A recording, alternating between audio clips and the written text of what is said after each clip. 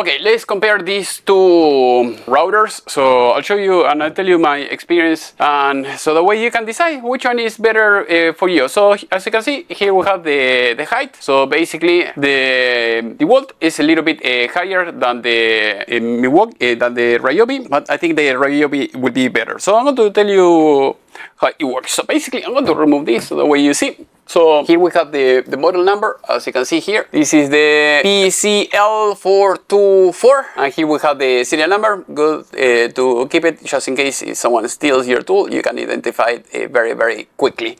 And let me zoom this a little bit so that way you can see this a little bit better. So okay, there you have the model and everything. So if you want to turn on and off this router, is from here. So basically now I don't have the battery, so that we will not make any noise. I like the switch better of this than the Dewalt. So for instance, I'm going to try to do the same thing here. So as you can see here, on this side we have the switch. So if you want to turn this on and off, from here, but as you can see, the button is like very, very little. It has the rubber seal here. I don't know if it's going to last for a very long time, and then after that you're going to see the switch. So this one, this seems more mechanical. If you have a lot of dust, maybe it will be better to have this. Otherwise, I think this it will be okay. Here we have everything is together. So as you can see, in one place. Here you can turn it on and off. Here we have the dial. All right, so I have to turn off the light. I think it will be better. It will stay in focus. So here you have everything. You turn it on and off from here, and then you have the speed dial from here. So that's it. I have to set it in manual focus so that way we don't have this issue. So okay, so this you turn it on and off. Here you have the speed dial with this, and with this you can control the height. So basically, if you never used one of these before, here you have the blade of the drill bit, and with this you can control the height. So basically you change it. Let's say that you want maybe 1/4 of an inch, half an inch, whatever. Usually I use this all the time to install doors, so that way I can install the hinges, you know, and you can just cut a little bit on the wood, so that way you can insert the hinge.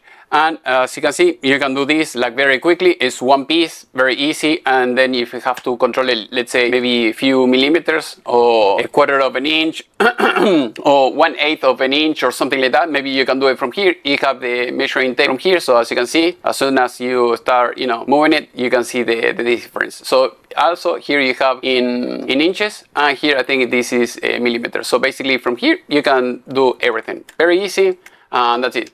And then after, once you have it in place, that's it. So basically you're going to run this machine. Let's say that you have to get rid of the edge, or like in my case, just install a hinge. You do that and then you will cut it. So if you want a little bit less, you open it. For instance, like I said before, I'm going to show you again, and then you can change it like that. So that way, if you want to cut less, you cut less, and if you want to regulate it just a tiny bit, you can do it from here, and that's it. Close it, done. So you turn it on, turn it back off, and that's it. So it's very light, very small, and I like it. So with the other one, with the Dewalt, so I'll show you the model. So this is the model that you see here.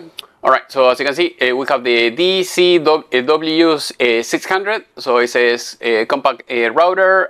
Here we have the speed. I think is 16,000 to 25,000 RPMs. And I think that's it. So if you want, you can remove the battery again. And here you can see the serial number and the model, just in case someone steals your tool. So basically, you put it back.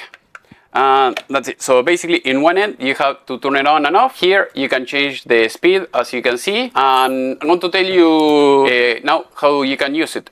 Basically it's the same like the other one. So you have to put the blade here, or the bit, and then here it's going to be a little bit more complex, so I don't like this much.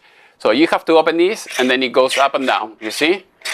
And then let's say that you want to make it a little bit lower or anything like that. So you have to spin this a little bit, so you see, and then you can change it maybe a few millimeters, and that's it. And then after that, you can close this up, and that's it. But it's like you have two pieces. You have this that is completely loose, Even you see this locking mechanism that it doesn't do anything, so that's it. And then if you want to go up and down, like I said, you have to unscrew this, so you have two pieces, you know, one and then you have the other one.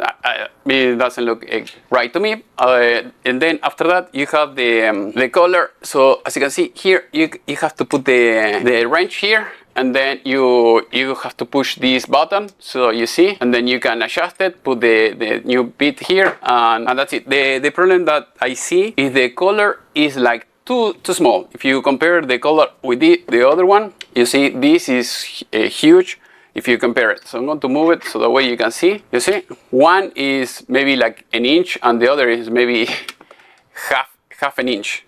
So I'll try to move it. There I go.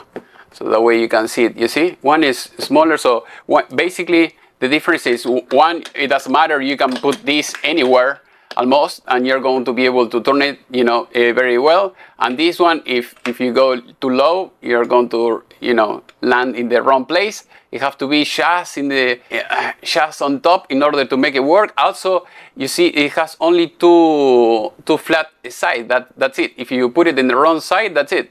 Here you have multiple sides, so it doesn't matter. You can put it, you know, almost anywhere, because this is like a regular nut basically, and then it will be easier to use.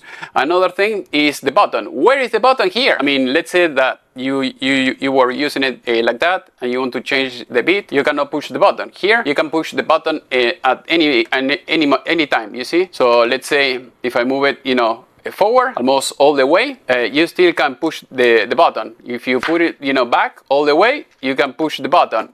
Here that doesn't happen. So you have to rotate this, and then you know, you have to do this, and then you have access to the button. If you have this a little bit like that, maybe let's say this was the perfect, you know, height that you needed to cut the lumber, you cannot push the button, you know, properly. You will have to move it out of the way, push it, and then do your thing. I don't know, it sucks. I don't like this mechanism. Other than that, you see here on the side, here you have the measurement. I don't know if you can call this like a measuring tape or something else, but this is how you can see the height. You see, with this, there you go. So, or you can change it from here. You see, you can spin it from here. Again, I prefer the other one. I think the RYOBI is much better. It has been designed much better. So as you can see, easy to move. Here you have the measurements here or here on the wheel, bigger, and also is lighter with one hand. As you can see, this is way wider, this is smaller, a little bit shorter. I think it's a win-win situation if you buy this. This one, I don't know. I mean, again, something I forgot to mention. This is a bonus. Something that I like, the Dewalt better than the RYOBI is one thing, and one thing only. So I'll show you here. So as you can see here, you turn on the RYOBI and you turn it off, and it will keep spinning until it loses, you know, the speed. You see, it keeps spinning at least for a few more seconds. Here, it has a brake, so you turn it on. If you have fat fingers, it will be difficult to turn it on and off. I like better this. But you turn it off, as you can see, it stopped working right away. Also, this one has two lights, and this one only one, but it doesn't matter that much. You can have your headlight. I like the Milwaukee headlights, and they're great. So that is the big differences between these two models and brands. And something else, this one here on the side, it seems like it has, you know, some guiding mechanism that you can use. I don't use it because, like I said, I use it just to install doors. Basically, this I don't use anything else. And this looks like, I don't know if something here. No, I think it's in this area. So other than that, RYOBI seems to be the winner for now. Again, like I said before in many videos, many times, many brands, they don't have an active, you know, common sense department, so that way they can check the product, see if it was designed properly, and that's it. Sometimes I think the designers, they have one designer for each tool. And you will see, I mean, RYOBI, they have, you know, some tools, they're very well designed, they're very thought out, and other ones are not. And same thing with every brand. I mean, you have Milwaukee, Dewalt, Makita, Bosch, So basically what I'm doing is I'm buying the best brand of each, the best model of each brand, and that's it. The one that I don't like, I get rid of it, and then I keep the one that I like, and that's it. It doesn't matter if I have to have, one battery and one charger of each brand, but at least it works the way I want it. It's easier to use, and that's it. So I have more videos about tools in my playlist. If you want to watch them, you can do that. Also, I'm in US. If you need tools, electronics, just let me know. I can ship it to you. Otherwise, if you want to buy it yourself, I'll try to leave in the video description the link so that way you can buy it and have it. Thank you for watching, and see you next time. Bye.